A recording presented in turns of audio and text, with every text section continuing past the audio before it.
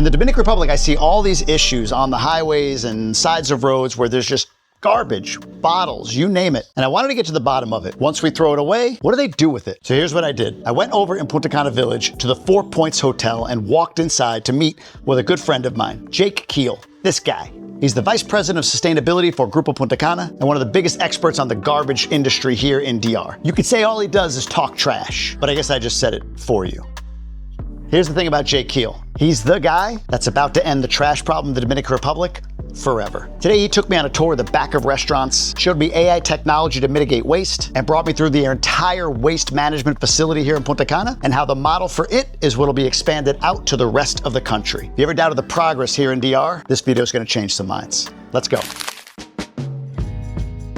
I started the day here at 4 Points Hotel since their kitchen is fully integrated in this waste management system. I honestly never thought trash could be so fascinating, but just wait until you see all the layers. We got hair netted up, looked at this giant bag of food waste, then Jake showed me the AI they're using to keep food waste out of landfills and reduce costs. So this is the system, the system we use is called Winnow. There's lots of these, there's a couple of them out there. We think Winnow is like one of the better ones.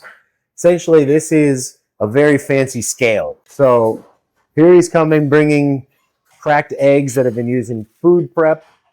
So he's dropped those in. Now the software is using AI and has told us what just got deposited in there, what it weighs, and then it's trying to tell him, what do you think that is? And so that, now he's just recorded it, that's an egg. Wow. So cracked eggs. So now we've got a photo, we've got the type of waste that it is, what it weighs, and then we have inputted previously what that's worth. So an egg, a complete egg would be worth, say, X. Now this is just the waste of the egg. Now we have a value for that waste. So for each successive type of food that we're prepping in the kitchen, we know exactly what part is valuable and the part that's wasted, what does that cost us? So to be clear on this, the kitchen has a sense now with this technology of how much each item of waste is costing them. Yes. Okay. So the kitchen manager, the hotel manager, whatever, from a financial perspective, is like, hey, we can't be wasting this much food. Right. Right. So they can limit prep, the amount of prep that they do in advance, right? To make sure that they have, they're not over prepping so that they waste stuff that spoils, right? Right. Keep it dry or whatever, like rice we talked about. Right. Or from a portion perspective, right, they can limit the portion size or understand the right portion size for their plating, right, or whatever it is, buffet or a plated dinner or plated meal or whatever it may be. 100%. So that they can limit that waste as well. Yep. Okay, so I ramble on here for a little while, but here's the point. Eliminating food waste is a major move toward reducing trash in the Dominican Republic. And rather than hear me go on about it, let's just get to the point. Food waste creates, in a landfill, creates methane gas, greenhouse gases, all of that stuff. It's highly, and you have to truck it there. So there's a cost to move all this tonnage of food waste to a landfill. Right. Now composting, you can take it, you can turn it into, you said soil essentially, yeah. Soils essentially, and leverage it and not have the cost of it or the environmental cost of it. So you limit costs, you limit environmental emissions, right? Methane emissions or whatever else. Health risks. If you can get the food out of the trash separated and limited, everything we talked about, and then composted. Yep. To complete the tour, Jake took me through the back of the house where we saw this recycling room where each and every different type of recyclable is separated into these different bins. And they even have this air-conditioned room for organic waste, which keeps flies and rats out, but also makes the process easier for what they're doing with food waste. With the kitchen tour done, we headed out, up the road, around the corner, so you guys are gonna be able to see the whole operation for waste management here in Punta Cana. So basically every truck that comes through here with garbage goes up and over this scale, and this will register exactly what comes into the facility. And so like there's this little station up here where there's a whole team that's analyzing what goes over the scale. And the reason why that's important is because we get paid by the government. So we get paid $25 a ton for what comes into this facility. So this facility's been here since 2007, and this was originally the Center for Recycling and Incineration. It's now been changed to the Center for Waste Valorization, CENVARE. What is valorization? It means like turning stuff into things. I've never heard that phrase before. Okay. Yeah, it's like a waste term that's been kind of. You got to be in on the waste crew. Yeah, you got to know your waste. You got to be deep into waste. You got to be down with waste. If you talk garbage, talk trash. Talk trash. This is our recycling plant, and this is essentially is able, we believe, to handle at its current capacity 10 tons of organic waste a day. Wow. And that would be food waste mixed with dry landscaping and gardening waste. Okay. And how much organic waste is produced per day with the current scope that you manage right now? Roughly speaking, like if we handle, say, 20 tons, we think about 5 to 8. Okay, so this can handle all of your organic waste right now and then some. Yeah, if we're able to get it cleanly separated and brought over. Sure. But like the amount of organic waste, it's like you've already built beyond the capacity that you build capacity beyond what you're actually producing at the moment. Correct. Got you. If you go out and get other accounts though, if you go out and do it, it's like, do you have to double, triple this? Is that what it would be? So the design here is built to add another one of these. Ah, okay. So you can essentially double, 20 tons. We stick another roof on it, we stick another auger in, and then we'll go to 20 tons. Got it. So that's why we built it this way. Okay, cool. Without the roof and without the auger, you can see in the floor here, this has aerators. So these holes here essentially is where air comes out of. So when we're done with our compost, right here, when it's gone through the full process, the earth flow process, we can just store it here, and then this will cure for as long as we want it to. So this is like managed storage of compost. Got it. So it's aerating it from below, so it's not getting, it's not going to decompose, like it's not going to smell, it's not going to cause any issues, and it'll continue to refine the compost, make it better. Food waste comes in, and that comes directly out of the kitchens, or comes directly from our from our recycling facility. Okay. Gets deposited here and mixed with shredded yard waste. That's what this is? This is all shredded yard waste? Yes. So this is all like brown waste, green waste. And the next phase of the project is going to be installing a shredder that we can handle palm fronds. Palm fronds is huge. Like fronds? Yeah, like the big leaves coming off the palm trees. Oh, okay. You would not imagine. Sounded how like a much of that we German, produce. like an evil Die Hard character for a second there. This is palm fronds. Ho, ho, ho. You know what's funny is that's Hans Gruber. Oh, I know. Hey, Uncle Hansi. Hans Gruber. Gets dropped off a building. Spoiler alert. Sorry. Yeah, I don't. Palm fronds. Got it. Going back to Die Hard, is it a Christmas movie? It is a Christmas movie. Bruce Willis says it's not. He's he was upset about that. Like, this is not a Christmas movie. Yeah. Anyway, it's a Christmas movie. I agree. So I'm clear. So right here, we're looking at this thing. It's moving. This auger is moving left to right. If you had a bunch of compost, food waste, whatever, in here, you throw it in. How does it mix? By the auger? Yeah. The auger will mix the earth material, this stuff, the palm fronds. The palm fronds and the organic food waste, it'll mix it for us. So that's one piece of it. So that auger is going back and forth, and then it's going front to back inside of the compost shed. So you're saying I have an auger. I have an auger. Ho. I would milk the hell out of that. That's hilarious to me. Wasn't that what he said? I have a machine gun. I think that's the line. Anyway, just so I get the numbers right, you talked about before, 25 tons of waste per day currently. Total for Grupo Puntacana. Cana. Everything. And that's high season. Low season, closer to 20%. Okay. 20 to 25 tons per day. You said 8 tons a day is compost, right? Yeah. 8 of the 25. Ideally, which gets you down to about 17 tons. So what about another 9 to 10 tons is recyclable? A little bit less than that. So 8 tons or so. So you get down to, right now, you might be bringing 20 tons to a landfill. You get to, if you have ideally, if you optimize for compost, optimize for recyclables, you can get the 20 tons down to 8 tons. That's the goal. Per day with current influx. You duplicate that across all of Punta Cana.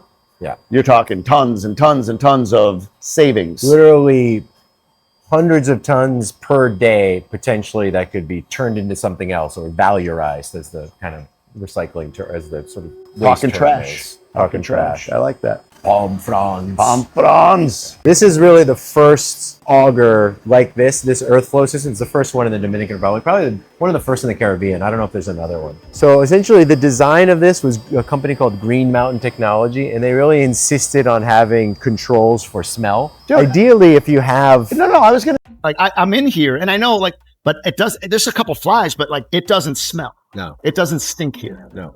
Compost, if you're doing it right, probably shouldn't stink. If it Interesting. stinks, you got a problem. Yeah. So essentially, this plastic, we're putting doors on the front.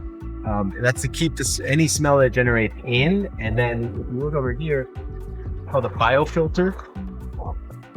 And so we have an extractor that pulls out that smelly air. That's this piping up here? Yeah. Okay. Pulls out the smelly air and then puts it in these tubes under this wood, and then that cleans the air. There's 2 white pipes right there? Yeah, so it's like a low-tech biological scrubber. So this is, if you're living around here, you're not getting the smell from all of this, so what's coming from. That's right. It's a pretty low priority, really, because right next door is the airport and a recycling facility, which is way smellier than us, but we went kind of extra mile to make sure. Yeah? Well, you don't want people landing thinking like, oh my God, I like Punta Cana, but it stinks as soon as you get there.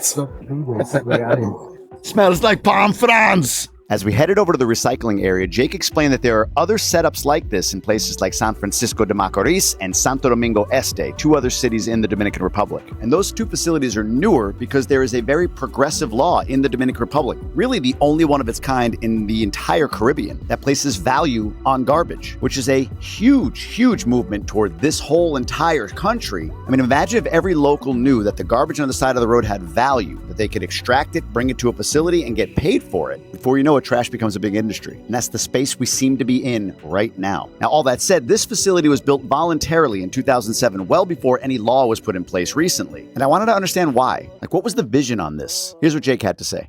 Who signs off on that? There's money rules, right? CEO. So, Frank, based on what? Belief? Vision?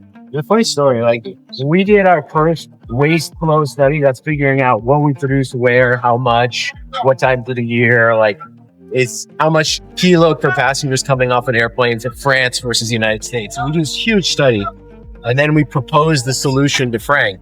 And so I had a consultant working with him and literally it was like all Excel spreadsheets.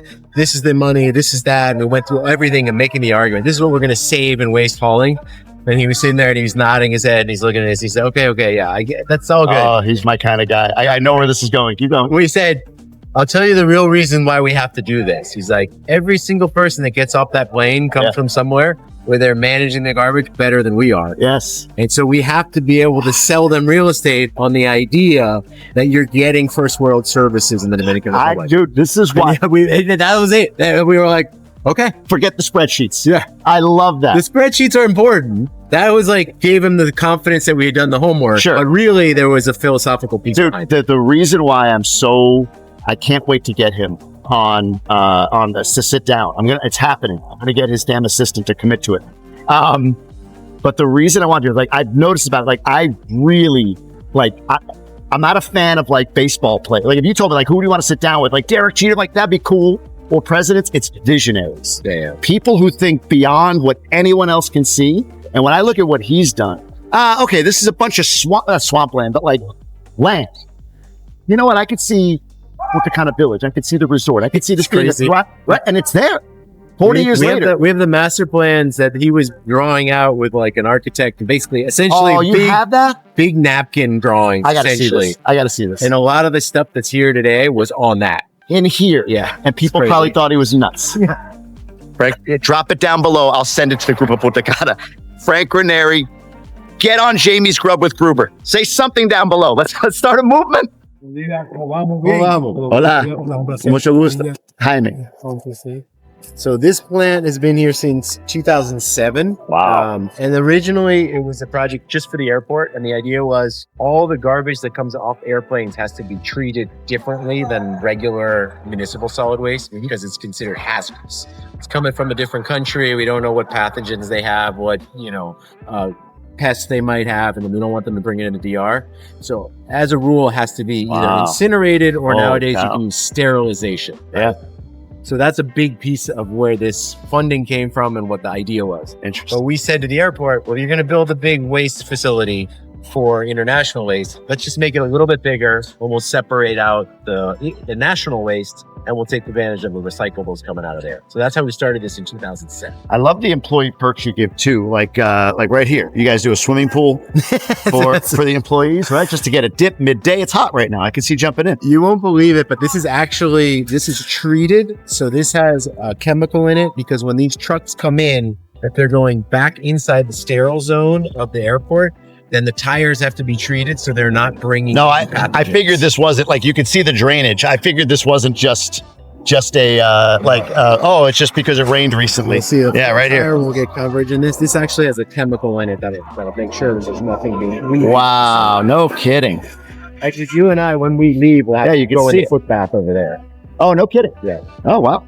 So this is the weigh station. This is where all the data is collected. So everything that comes into the facility, we can go in there if you want, gets measured, gets quantified, and then can be audited by the government to prove, okay, they really had 19 tons of garbage come in on December 3rd. That's so funny when I put the camera against, oh, it's just the camera. It's shaking. Yeah, you want to open? Yeah, that's easier. Got it. So you can see there's a truck that's going out of the facility right now. Over there in that window. Yep. And that's what it weighs. And so that weight, now he's driving off. Now you can subtract the weight of the truck, and now we know exactly what he brought in and what he left. Interesting. So all of this has to be quantified in order to be certifiable. Wow, man. And we get audited too regularly. Yeah. They also sustainability. So I mean, not being funny, like Rainieri took this seriously. You're obviously taking this very seriously. There's multiple setups like this around the country that are even bigger. How serious is the government taking this now?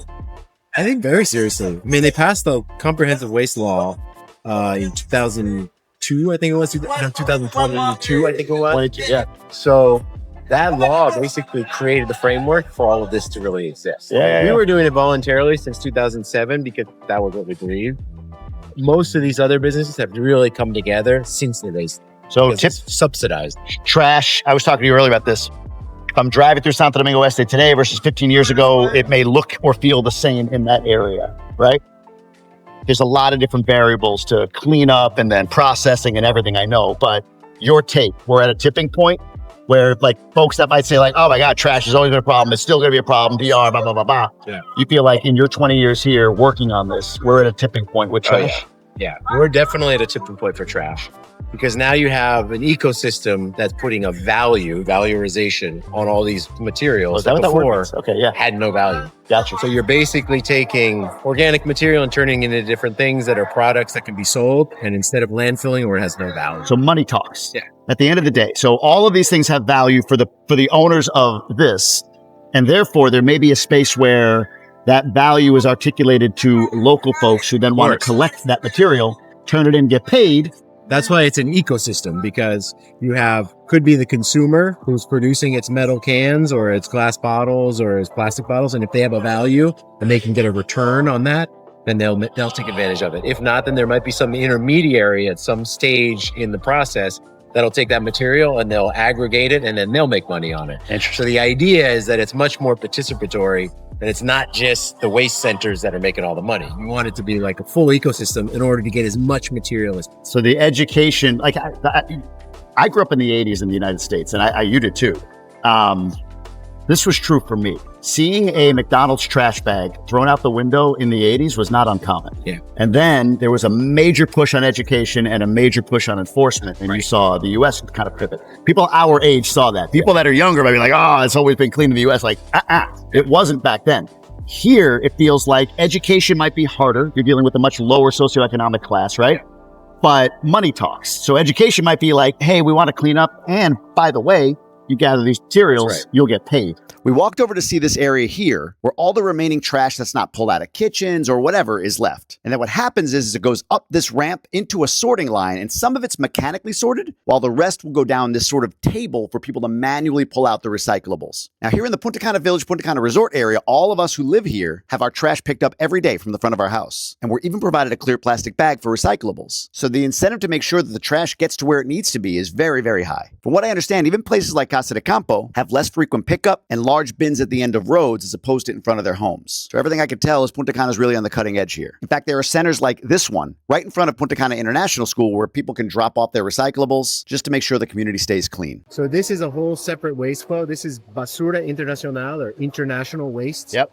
So this came from inside the airport, and this has a separate process. So it's going on the other side of these cans, and then it's going into the international waste plant. So that's because you don't know what specific bacteria, what specific larvae, whatever somebody's bringing from France or England or the United States or wherever. Right. So it gets, would you say incinerated? Yeah. Incinerated. We have incineration and we also have sterilization. Sterilization's a less contaminating process, but we're still trying to convince the Dominican government it's where it's going. Like modern waste management for airports generally is sterilization with an autoclave, but we're still working through that process. So we have incinerators and we... Do all airports have that?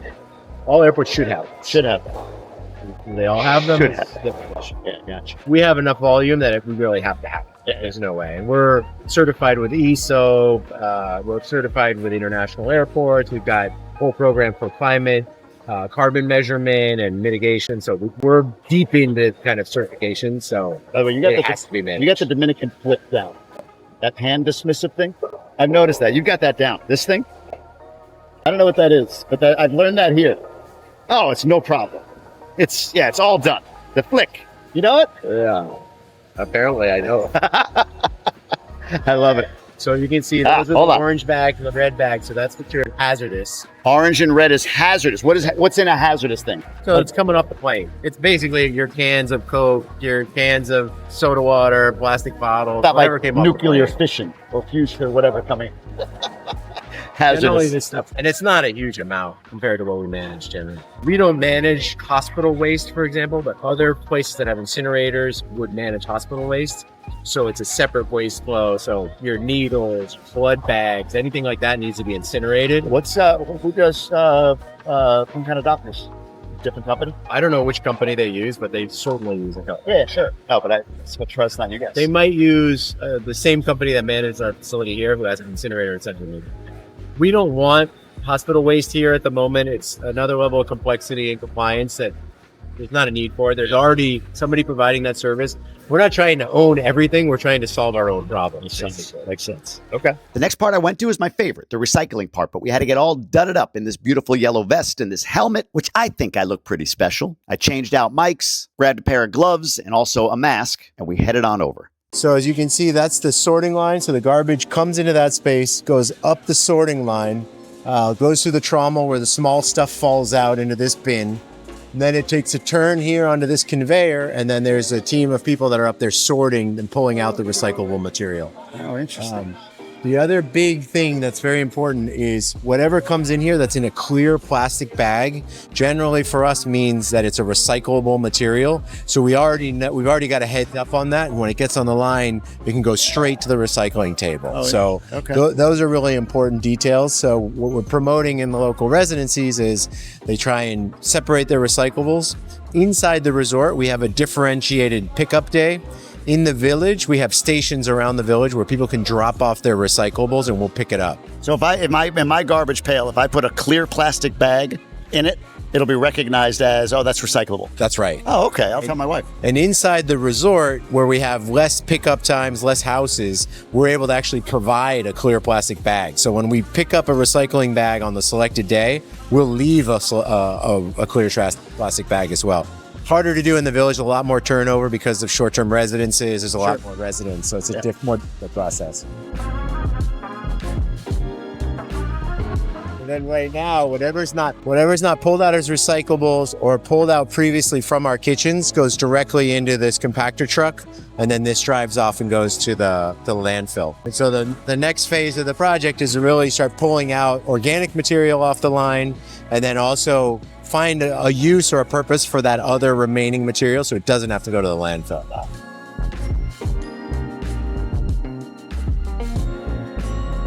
And you can see the compost plant's right over there. So whatever we can pull out of here as organics then goes straight over to the compost as well. Makes sense. Okay, listen, I need true separation, everything. I need plastic bottle, carton, Glass bottles? Glass bottle? Glass bottle, everything, carton, newspaper, everything is separate, the different sack. So how's it go? Yeah. That's Plastico? Yes, inside, yes, plastic. Okay. Okay, metal. Do I go? Yeah. Cool. Go!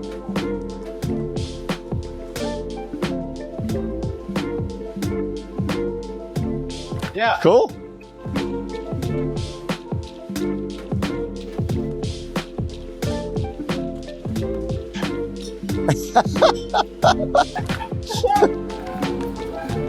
Like what? So there you go. Trash may be a thing of the past very, very soon here in the Dominican Republic. And what I mean is simply all the litter, all that you see on the side of the roads could potentially go away with the types of efforts you just saw in this video. If you're as pumped up as me about what you saw today, drop a hell yeah down below in the comments. If you want to see some other really cool things that are happening here in Punta Cana, you can click this video right here and you'll get a whole entire outline of that as well. Until next time.